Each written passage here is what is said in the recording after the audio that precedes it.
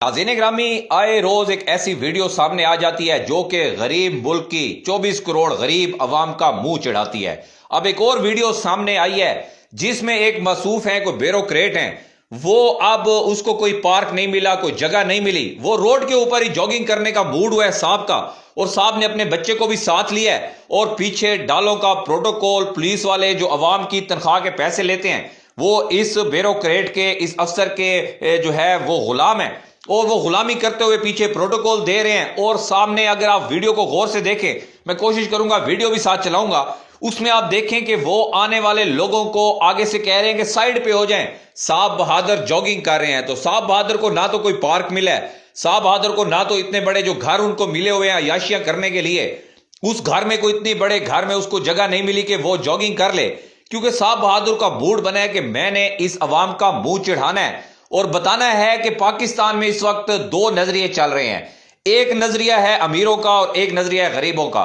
अमीरों के लिए पाकिस्तान और है, अशराफिया के लिए पाकिस्तान और है, और गरीब और बेचारे लोग, आम लोगों के लिए पाकिस्तान और है। और इसकी अमली तस्वीर इस ब्यूरोक्रेट ने सामने पेश कर दी है कि हम कोई खलाई मखलूक हैं, हम ऊपर से उतरे हुए हैं, आपका और हमारा मुकाबला किसी सूरत नहीं हो सकता है, लिहाजा आप साइड पे हो जाएं, मैंने रोड के ऊपर ही जॉगिंग करनी है। तो ये मुंह चढ़ा रहे हैं गरीब अवाम का। और करप्शन की अगर बात करें तो 5300 अरब रुपए की करप्शन सामने आती है इस ब्यूरोक्रेसी ने और इन बीए पास डिप्टी कमिश्नर, असिस्टेंट कमिश्नर्स ने।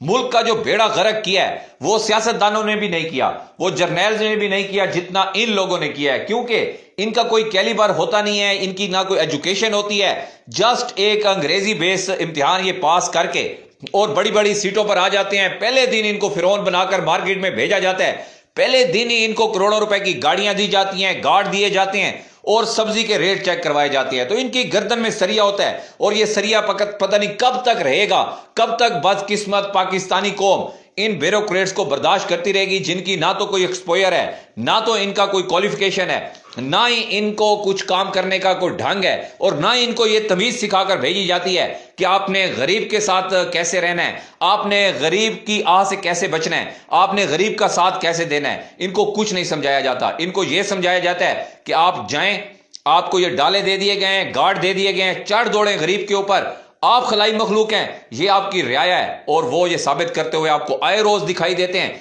कभी कोई मैडम साहिबा असिस्टेंट कमिश्नर हैं, वो डाले के साथ खड़ी हो जाती हैं और पीछे पुलिस वाला आगे से उतरकर उसका गेट खोलता है, और मासूमा के शायद हाथ में दर्द था तो वो शायद जो मासूफा थी उनके कोई बाजू में दर्द था कि वो गेट नहीं खोल सकती थी। तो कभी इस तरह के ये जो ब्यूरोक्रेट है ये रोड के ऊपर जॉगिंग करते हुए अपने बच्चे को साथ लेकर आपको नजर आएंगे। तो ये मुंह चढ़ा रहे हैं गरीब अवाम का।